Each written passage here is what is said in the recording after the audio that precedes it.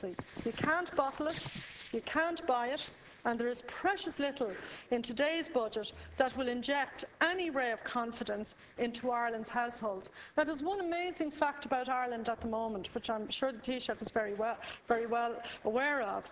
There are savings in Ireland of 81.5 billion.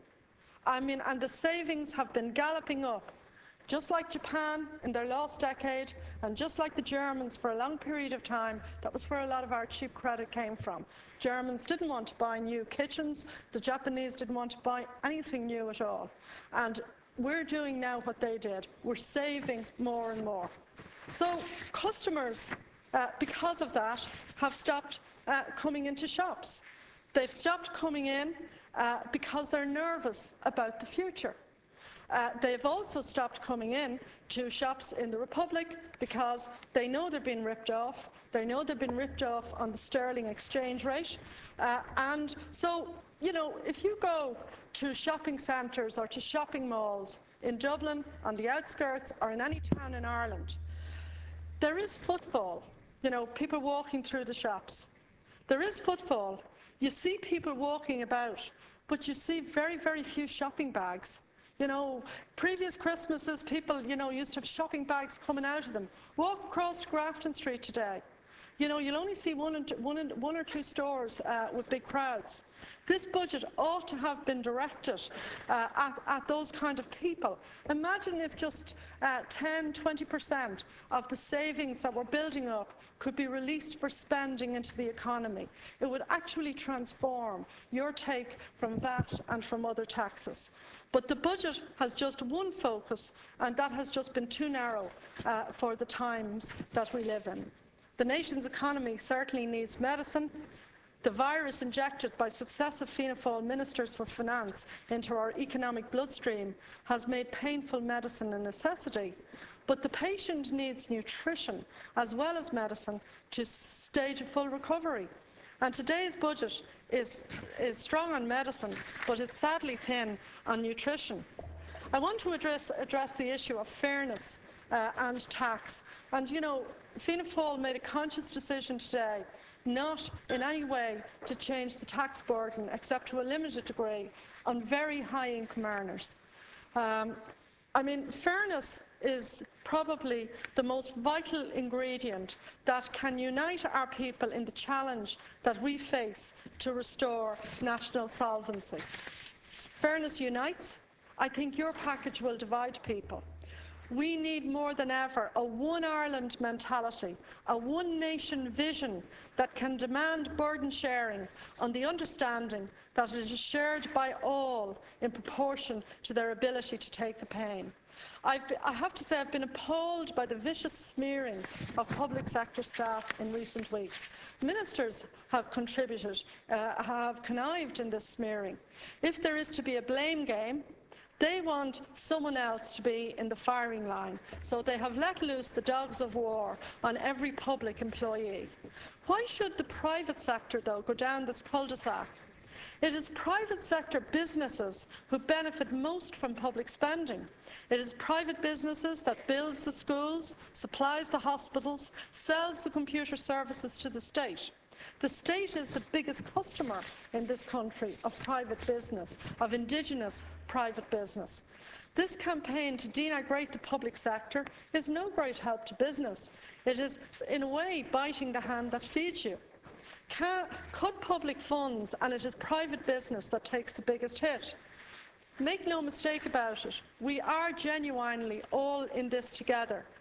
The government that divides our people at a time of crisis does not deserve to govern. I said here a few weeks ago that there was a lesson to be learned from the peace process.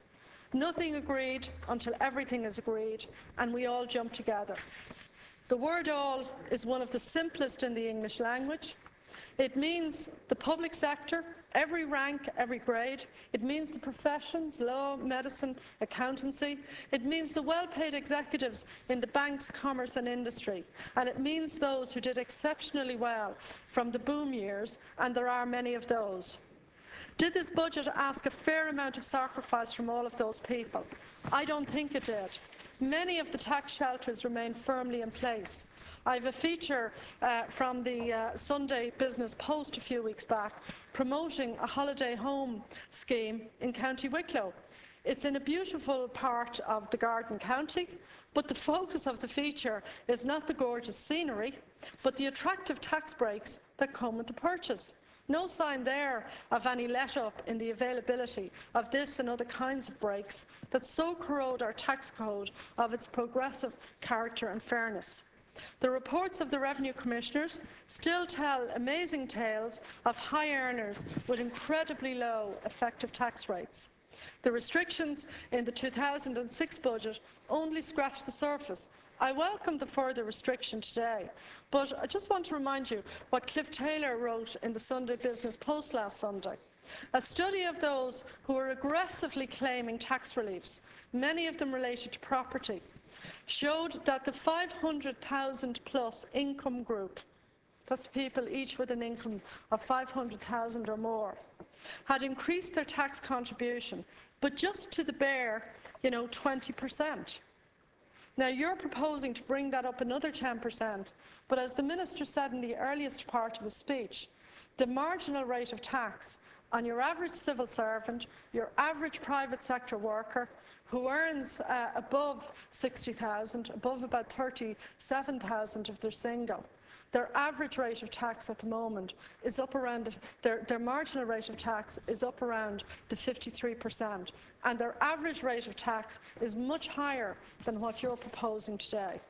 It's an ancient tale. When these people call for low taxes, they often mean simply no taxes. Take the relief for pensions. We had startling and valuable information from the ESRI last week on this topic, which revealed a staggering $2.9 billion cost for this heading on its own. $2.9 billion a year in tax reliefs for pensions. And deputies should know that the top 20% of earners take 2/3 of all the pension-related tax reliefs. A miserable 1.1% goes to the bottom 20% of earners. We allow a pension pot to go as high as $5.4 billion. In the UK, it's less than half of that. Why not reduce the limit to $3 million? It would still be very generous. We allow tax-free lump sums of up to $1.3 million. That could be capped at 150,000 to 200,000. The ESRI identified savings of 500 million. The Labour Party in our pre-budget plan, we didn't go that far. We just suggested a yield from savings, from reductions for the people at the very top of 330 million. As long as these tax expenditures remain such a dominant feature of tax policy, the goal of tax justice will remain a fantasy.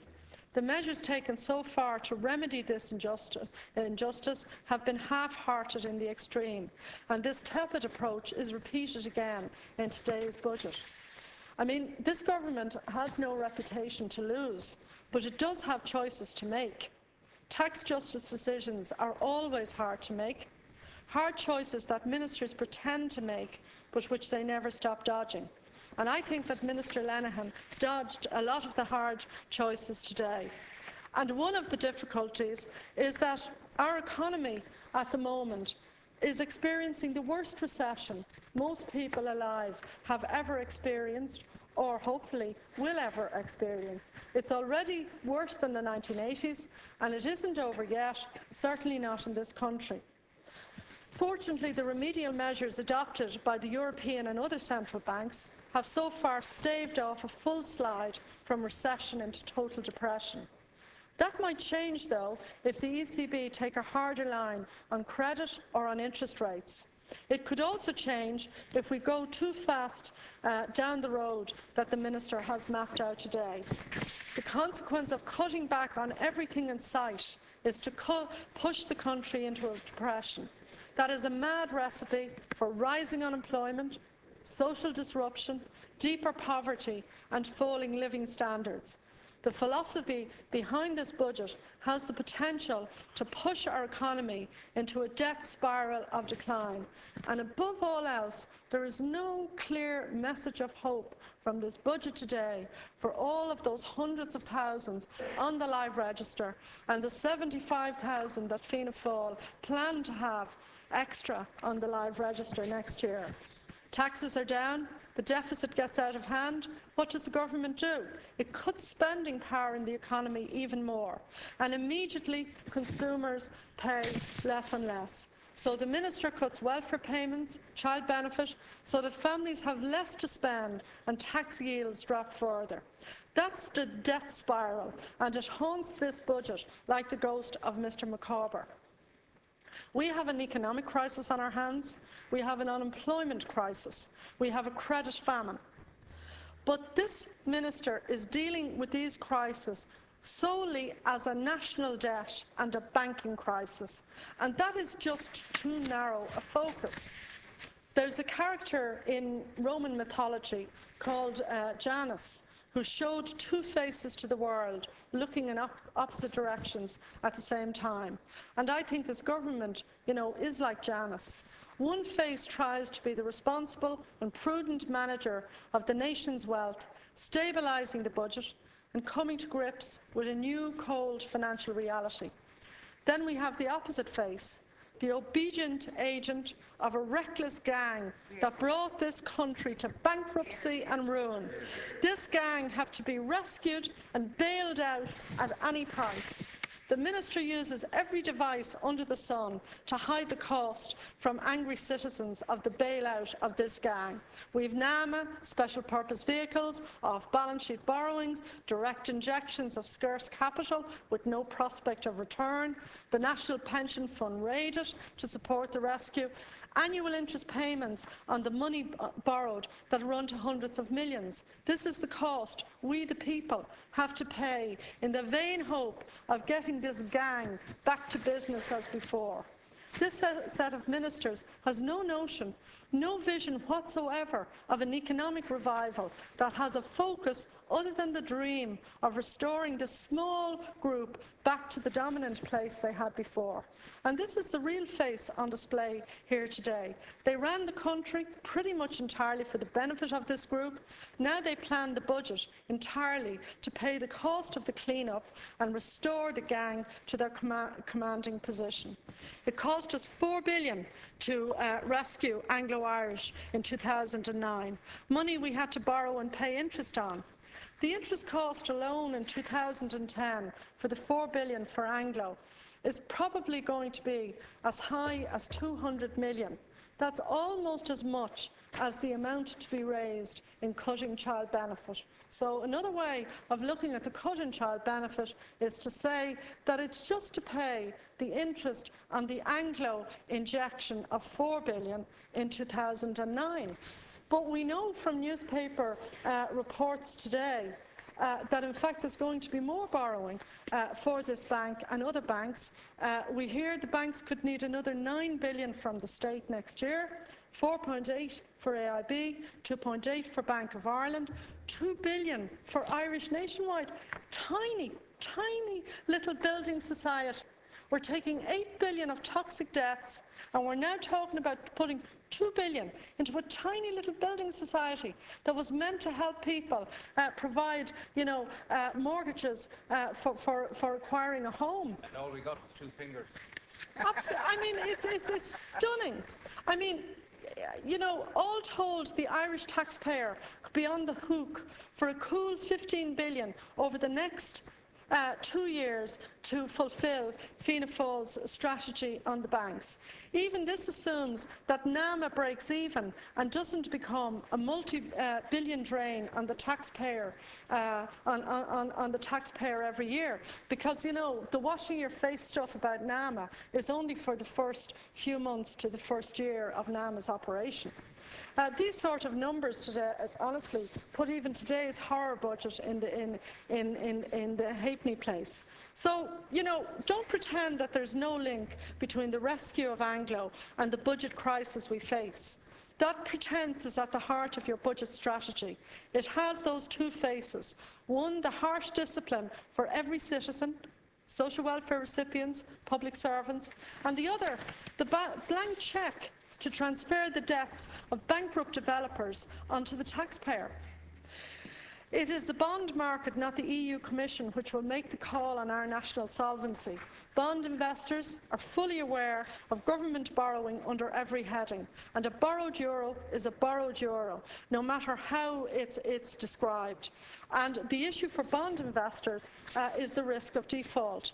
Borrowing, Taoiseach, to shore up a zombie bank commands actually a higher risk premium than borrowing for reflation. So I think you should think about that. These few months past, this government has relied heavily on an echo chamber of sympathetic voices to make its case in the media. And this media chamber, echo chamber, has drowned out the voices of anyone who wished to make a sane case for a different approach to economic recovery. It's not healthy in a pluralist society to have only one set of opinions repeated day in, day out as gospel truth. We are paying a ghastly price for allowing this to happen in the boom years, when all sanity went out the window and any dissident voice got short shrift, and the Taoiseach suggested the suicide option to anyone who didn't like what was happening in our country. The echo chamber recycles the same mantras: Tina, there is no alternative; Tuget, it's the only game in town; Wawa, we are where we are; the blame game will get us nowhere. We hear these repeated ad nauseum. Any deviation from the line is rejected out of hand. We experienced it heavily in the debate on the bank guarantee. And when you hear the green jersey slogan trotted out by Fianna Fáil, you know that something dodgy is afoot. And so it proved in the case of the Anglo-Irish shenanigans, which have cost us so much in cash and in reputation. So let us have no more of this. Cuts are not the only option for national recovery. There is a case for stimulus. There is an alternative to NAMA. It is time to restate the case for equality as a major force in policy. Societies that value equality and promote it in their economies have succeeded best. The evidence has been painstakingly collected over 30 years and published in the last few years. Better health, a better quality of life, better educational outcomes, a better sense of security and well-being. This budget does nothing to make Ireland a more equal society. It goes, in my view, in exactly the wrong direction. It will increase personal stress, erode confidence and damage social solidarity. Its economic effects may well be calamitous. Its social effects certainly will be. And, you know, I'll be recommending to the Labour Party to vote down this budget. And I want to end on this point. On page D20, we have, you know, the people at the back of the budget. We've Eileen and Dominic. One of them is a civil servant and the other is a house father. And you know, they're facing a cut in their gross pay of €2,625 a year, about €50 a week. That's the amount of cut they're facing. Now, because in this example they have one child in the preschool age group, they're credited with a gain from the government of nearly €2,500. But in the second example of Kate and David, you know, again, their losses are €2,600 a year. €2,600 a year. Again, over €50 a week, 4% of their income. Now, you know, there's no adjustment at the upper end of the scale. And I know that many civil servants are willing to make sacrifices, but the mantra that everybody wants to hear is fairness, and that those who have the most should bear a proportionate share of the burden that they are better fitted to carry. And I think it's regrettable, you know, that people like carers, the $8.50 a week or the $8.30 a week doesn't mean an awful lot, as I said earlier, to a lot of people in here, because TDs are well well paid, and we can take our share of any cuts that are imposed on us. But I do feel sorry for the people like the carers, for people like widows. I mean, I know the McCarthy report felt widows seem to have it easy, but a lot of widows and a lot of younger widows, they don't actually have it that easy. And the €8 a week will come hard to them on top of €4 a week reduction for each of their children. Hear, hear.